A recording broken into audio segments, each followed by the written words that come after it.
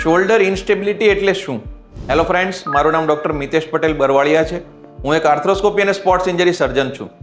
Shoulder instability એટલે ગુજરાતીમાં એને કહેવા જઈએ તો ખભો વારંવાર ઉતરી જવો અથવા ખસી જવો. નોર્મલી યંગ પેશન્ટ્સ, ક્રિકેટર હોય જેને વારંવાર ખેંચની બીમારી હોય, એ તમામ દર્દીઓને વારંવાર ખભો ખડી જતો હોય. એ લોકો ઓર્થોપેડિક ડૉક્ટર પાસે અથવા તો હાર્ડવેર પાસે એ ખભો બેસાડી લેતા હોય છે. જો ખભો 2 કરતાં વધારે વાર નીકળી જતો હોય, ઊંઘમાં નીકળી જાય, કંઈ પણ જાતની માઇનર એક્ટિવિટી જેમ કે કપડાં પહેરવામાં પણ નીકળી જાય, તો એ શોલ્ડરની સર્જરી કમ્પલસરી કરવી જોઈએ. જો ના કરવામાં આવે તો ખભો વારંવાર રોજિંદી જીવનમાં નીકળી જશે.